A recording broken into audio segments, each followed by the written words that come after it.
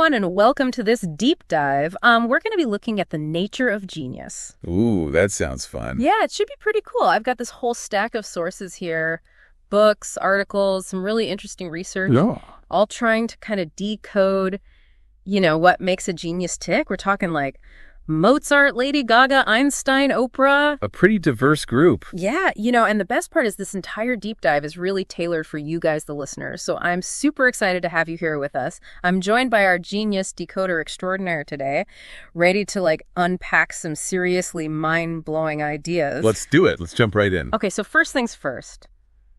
Why are we so obsessed with this whole idea of genius anyway? It's an interesting question. We do tend to put geniuses up on this pedestal, like they've got some secret sauce or something. Right? Like they could explain all the things that seem unexplainable. But one of our sources, it's a book. It's exploring these hidden havocs of genius. Mm-hmm.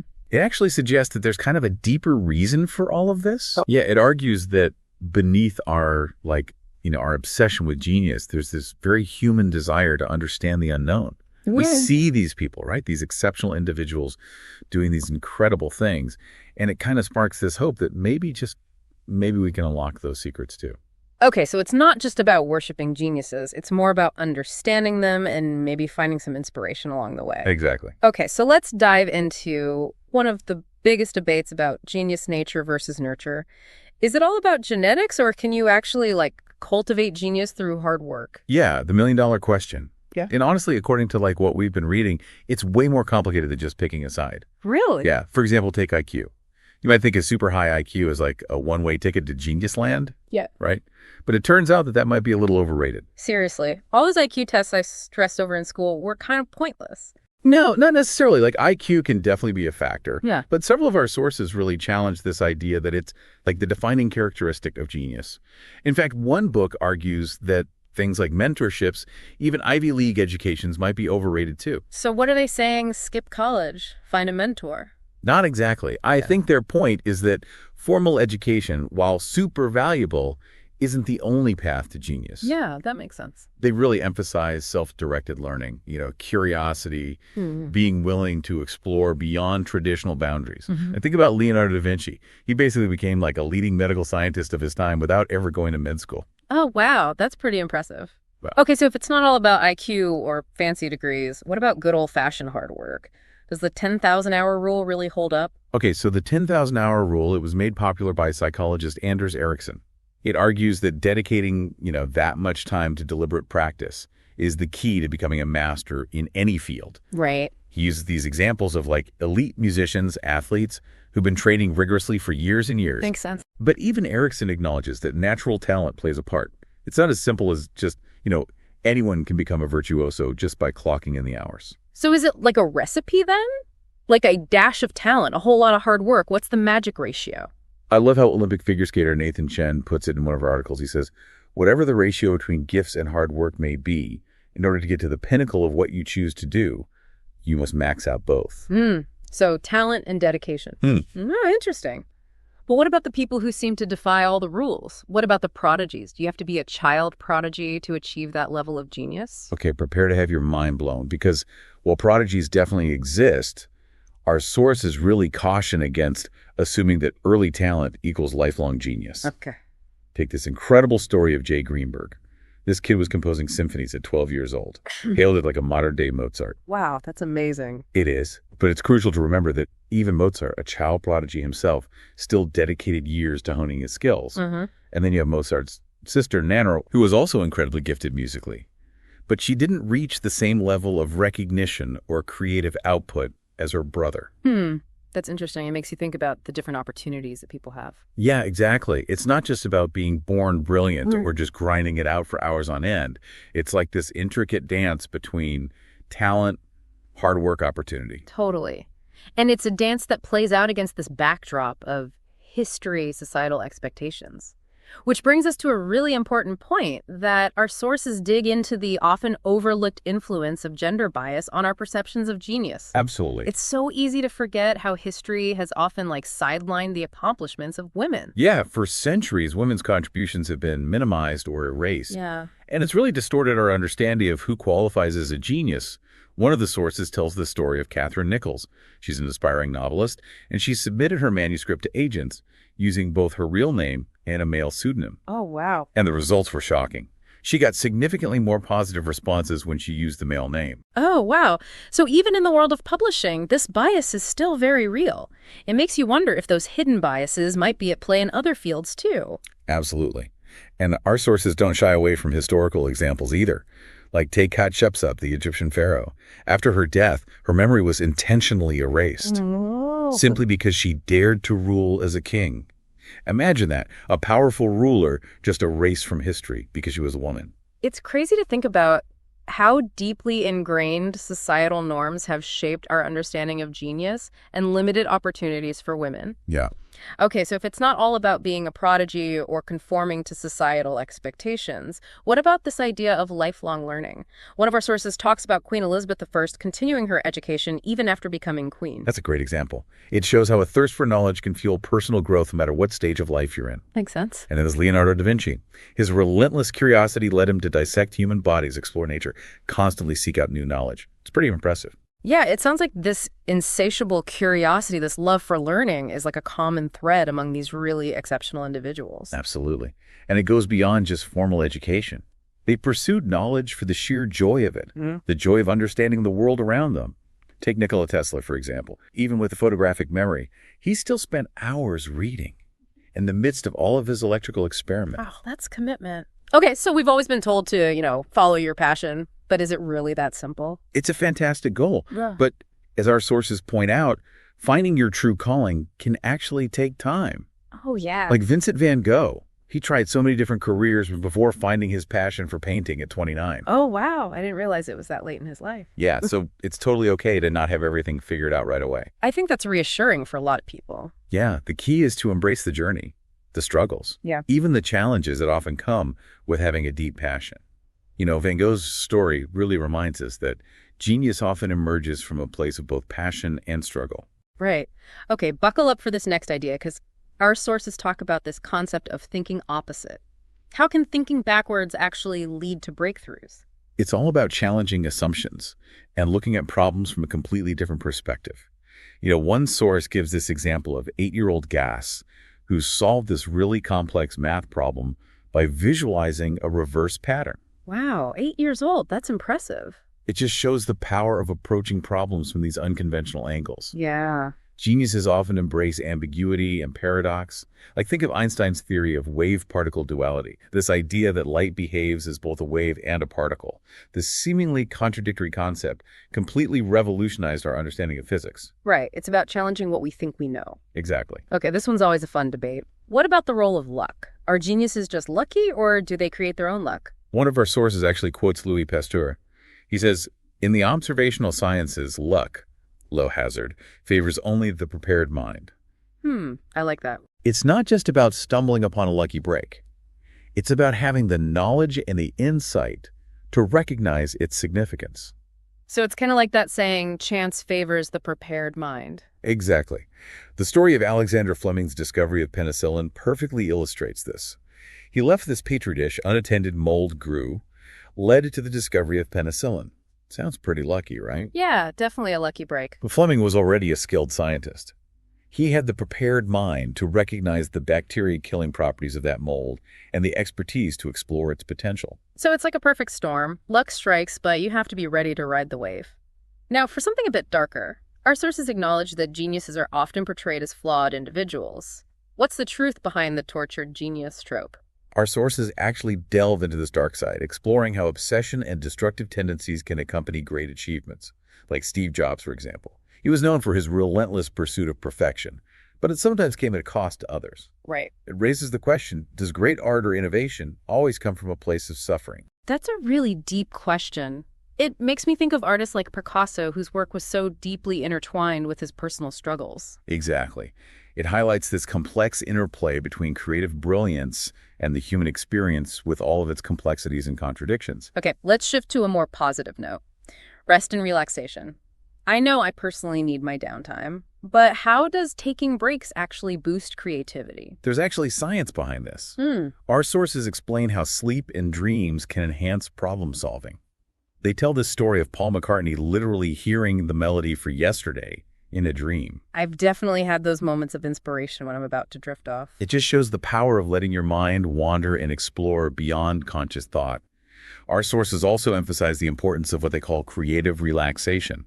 Einstein, for instance, loved playing the violin to overcome mental blocks. So taking a step back and doing something enjoyable can actually spark those aha moments. Exactly. It gives your mind a chance to recharge and approach problems from a fresh perspective. I'm already feeling inspired to take a break. But speaking of focus, how do geniuses manage to concentrate so intensely when bringing their visions to life? Our sources highlight some really incredible stories of intense concentration. Like Leonardo da Vinci would intensely observe his subjects for hours before even picking up a paintbrush.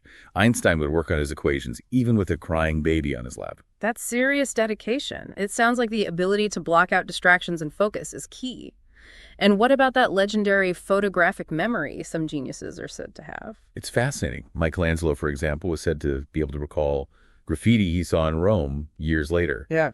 And the conductor Toscanini wrote down a complete musical score from memory. Wow, that's amazing to have that level of recall. But realistically, most of us don't have superhuman memory skills. So how can we create an environment that actually helps us focus and be more creative? According to our sources, minimizing distractions is key.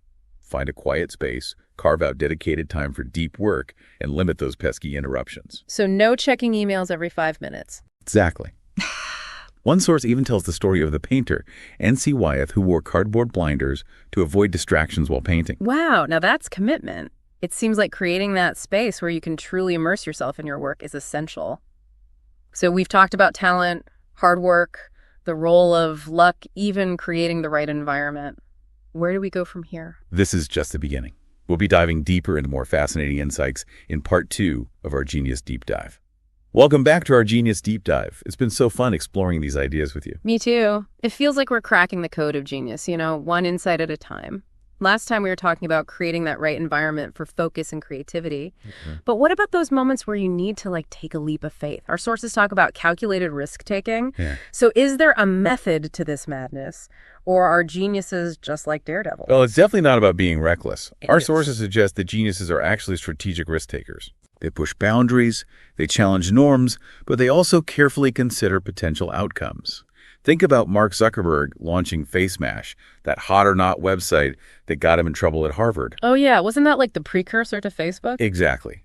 While controversial, it demonstrated his willingness to experiment and ultimately paved the way for his future success. He took a risk, he learned from it, and he achieved something groundbreaking. So sometimes you got to break a few rules to make a real impact. But even with the willingness to take risks, I imagine environment still plays a huge role. Do geniuses thrive in solitude, or do they need to be surrounded by other creative minds? Our sources suggest that both solitude and collaboration can be crucial, depending on the individual. Oh, okay. Some, like the painter N.C. Wyeth, do their best work in isolation, minimizing distractions, immersing themselves in their craft. Remember those cardboard blinders? Talk about dedication. But I do think bouncing ideas off others can be pretty valuable too. Some geniuses thrive in collaborative settings, sparking new insights through interaction. Think of Einstein and his Olympia Academy, where he and his colleagues would gather to debate and discuss ideas. It's about finding that right balance between solitude and collaboration, figuring out what works best for your own creative process. So you got to know yourself. Yeah. This next point really challenges conventional wisdom. Our sources suggest that geniuses might actually be slow thinkers. How can that be? Don't we usually associate genius with quick thinking and sharp minds? It's a fascinating point, right? Yeah. Our sources challenge this idea that speed equals brilliance. Yeah. They emphasize the importance of deep thinking, taking the time to really grapple with complex problems, explore different solutions. Like take Charles Darwin. He spent years meticulously collecting data, refining his theory of evolution. It was a groundbreaking achievement that certainly wasn't rushed. That makes sense. It's like that saying, slow and steady wins the race. Sometimes those most profound insights come from taking the time to really think things through. But our sources also suggest that geniuses can be messy thinkers. How can someone be brilliant and disorganized at the same time? It's about embracing chaos as part of the creative process. Yeah. Geniuses aren't afraid to experiment, make mistakes, explore unconventional paths. Remember Alexander Fleming in his messy lab? That led to the accidental discovery of penicillin. So a little bit of messiness can actually lead to breakthroughs. That's a relief because my desk is definitely not always tidy. Okay, let's talk about intuition. Do geniuses just have this magical ability to know things, or is there something more to it? It's not about having a crystal ball. Our sources explore this fascinating relationship between intuition and reason. They argue that geniuses often have highly developed intuition, but it's usually informed by years of experience and deep knowledge. So it's like that gut feeling you get, but it's based on a solid foundation of expertise. Exactly. Even Einstein, who famously said the only real valuable thing is intuition, was a brilliant physicist who spent years honing his understanding of the laws of physics. His intuition wasn't random, it was rooted in deep knowledge. This next idea is all about making connections. How do geniuses manage to see these links that others miss? Is it just about having a vast amount of knowledge? It's more than just having a lot of information. Our sources suggest that geniuses excel at seeing patterns and making connections between seemingly unrelated things. They can synthesize information from different sources and draw insights from seemingly unrelated fields. Think of Leonardo da Vinci, whose diverse interests, art, science, engineering, allowed him to make groundbreaking connections. Da Vinci was truly a Renaissance man. His ability to connect the dots is incredibly inspiring. But having all these brilliant ideas is only part of the equation. How do geniuses effectively share their insights with the world? Communication is key. It's not enough to just have a great idea. You have to be able to express it in a way that resonates with others. Our sources highlight the importance of storytelling and clear communication, making complex topics accessible to a wider audience. It's like being a translator between the world of brilliant ideas and the rest of us. Exactly. Take Charles Darwin, for example. His book on the origin of species revolutionized our understanding of biology. But it wasn't just the groundbreaking ideas, it was also his ability to communicate those ideas in a clear and engaging way that made his work so impactful. This next point really hits close to home for a lot of us. Persistence. Do geniuses have a secret formula for overcoming setbacks, or do they struggle just like everyone else? Our sources suggest that geniuses are incredibly persistent. They don't give up easily. They view challenges as opportunities for growth. Remember Thomas Edison's famous quote, "Our greatest weakness lies in giving up. The most certain way to succeed is always to try just one more time." Edison's story is a powerful reminder that the road to success is paved with obstacles. It's not about avoiding failure. It's about having the resilience to keep going. Okay, let's talk about thinking outside the box. How do geniuses break free from conventional thinking and come up with truly original ideas? Is it something you're born with, or can you actually cultivate it? It's definitely a skill you can cultivate. Okay, good. Our sources suggest geniuses challenge assumptions, question the status quo approach, problems from unconventional angles. They see the world differently, and they're not afraid to explore alternative perspectives. So it's about being a rebel, a rule breaker. Not necessarily a rebel, but definitely someone who challenges a norm. Think about Einstein again. He famously said, "The important thing is not to stop questioning. Curiosity has its own reason for existing." His relentless curiosity and willingness to challenge conventional wisdom were key to his groundbreaking discoveries. So maybe instead of trying to fit in, we should focus on staying curious and questioning the world around us. It's like that saying, the only stupid question is the one not asked. But curiosity alone isn't enough, right? You also need to have a clear vision for what you want to achieve. Absolutely. Geniuses often have this clear vision that guides their work, a sense of purpose and direction that fuels their efforts. Steve Jobs, for instance, famously said, "The people who are crazy enough to think they can change the world are the ones who do." His unwavering belief in his vision for Apple played a major role in the company's success. So it's not just about being brilliant, it's about having that drive, that belief that you can actually make a difference. Exactly. Having a clear vision gives you a roadmap, a sense of purpose that helps you stay focused and motivated even when facing challenges. But even with a clear vision, you can't ignore the importance of hard work. Do geniuses just coast on natural talent? Or do they roll up their sleeves and put in the hours? Our sources emphasize that genius often involves a lot of sweat and toil. Thomas Edison famously said, "Genius is 1% inspiration and 99% perspiration." So even Edison, one of history's greatest inventors, believed that hard work was the key. Absolutely. His relentless work ethic is legendary. It highlights that even the most brilliant minds need to put in the effort to refine their skills and achieve their goals. Natural talent may provide a head start, but it's the dedication and perseverance that often separates the truly exceptional from the rest. But alongside hard work, our sources also highlight the importance of retaining a childlike sense of wonder and curiosity.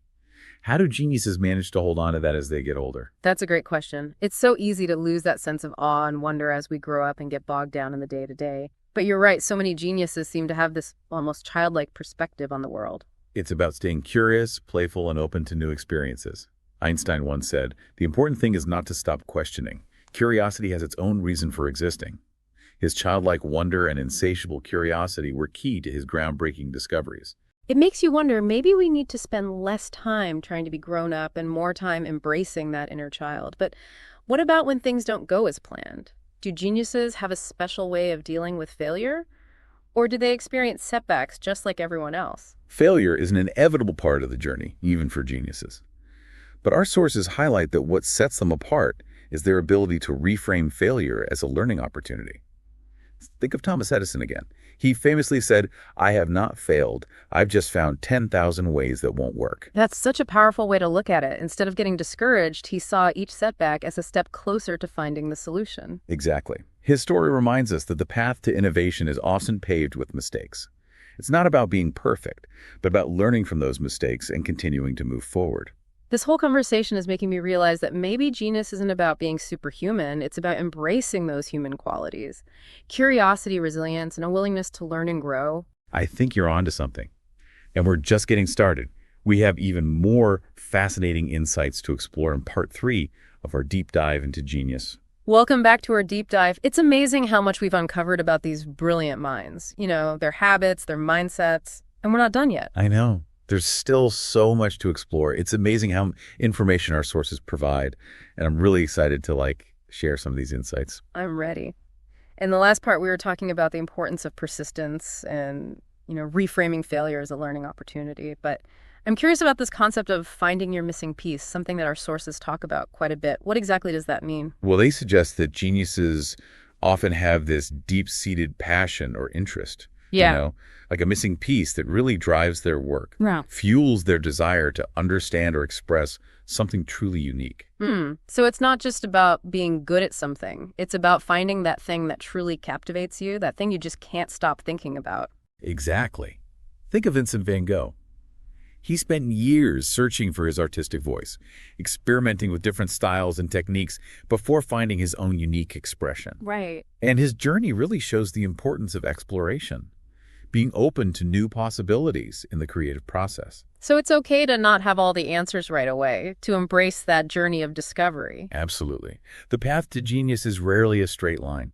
It's often through exploration and experimentation that we uncover our true passions and potential. That makes a lot of sense. This next point really challenges this notion of a one-size-fits-all approach to genius. Our sources actually suggest that there's no single mold for these exceptional individuals. So do geniuses always have mentors guiding them toward greatness? Or can they achieve great things on their own? That is a great question. And it seems like there's no one right answer. Really? Yeah. While some geniuses definitely had mentors who played a crucial role in their development, others were self-taught and forged their own paths, like Leonardo da Vinci. He was largely self-taught and became a master in so many different fields. Right, he was all over the place. Yeah, the key takeaway is that everyone's journey is unique. Some thrive with guidance, while others prefer to kind of chart their own course. Makes sense. It's about finding what works best for you. Now, what about this idea that geniuses are often loners or outsiders? Is there any truth to that perception? Or is it just a stereotype? Our sources really challenge that stereotype. While some geniuses might be introverted or enjoy solitude, many others were actually quite social and thrived in collaborative settings. It's not about fitting into a specific personality type. It's about finding that balance between solo exploration and engaging with others. So it's not about being a lone wolf all the time. Not at all. Remember, even Einstein, often portrayed as this solitary genius, enjoyed lively discussions and collaborations with his colleagues. The ability to connect with others and share ideas can be just as important as those moments of deep, focused work. That's true. And speaking of connecting, one of the most mind-blowing ideas from our sources is how geniuses see connections that others simply miss. Is it just about having this vast storehouse of knowledge? Or is there a different way they process information? I've always wondered about that. It's like they can make these incredible leaps of insight, connecting seemingly unrelated ideas. What's their secret?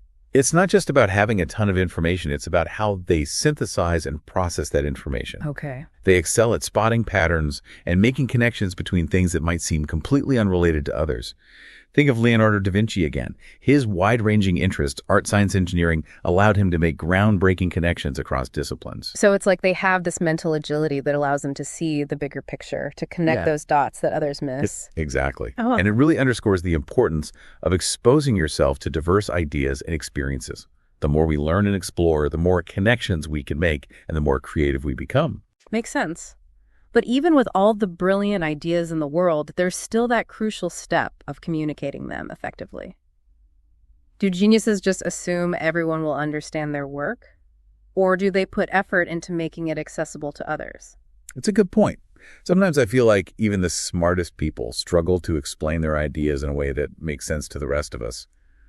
What have you discovered about how geniuses communicate? According to our sources, geniuses are often really skilled communicators. They recognize the importance of making their work understandable and engaging.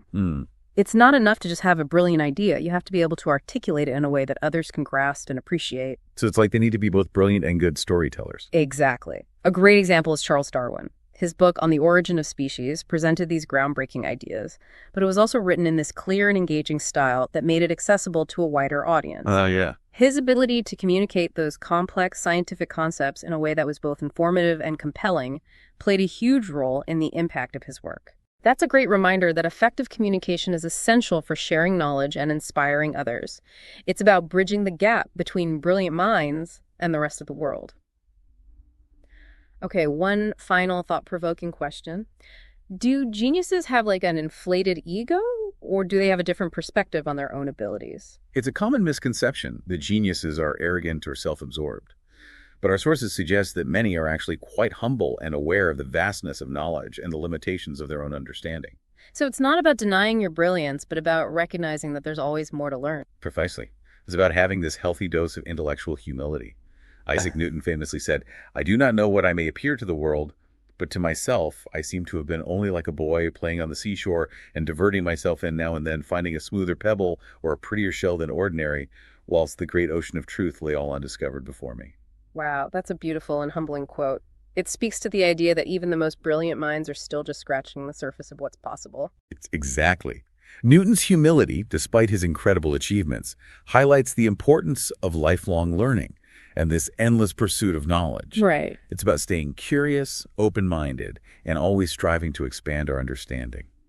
I think we've covered so much ground in this deep dive. We've challenged myths, explored hidden habits, and delved into what it truly means to be a genius. It's been quite a journey. It has, and I hope our listeners have come away with a fresh perspective on genius, recognizing that it's not some unattainable quality, but rather a combination of talents, habits, and mindsets that we can all cultivate to some degree. I think that's a great point. I think the key takeaway is that genius isn't about being superhuman. It's about embracing those uniquely human qualities.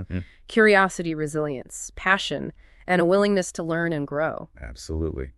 And who knows, maybe there's a bit of genius within each of us waiting to be discovered and nurtured. That's an inspiring thought to end on. Thank you for joining us on this incredible deep dive into the nature of genius. It's been a pleasure exploring these ideas with you. Until next time, keep those minds curious and never stop exploring.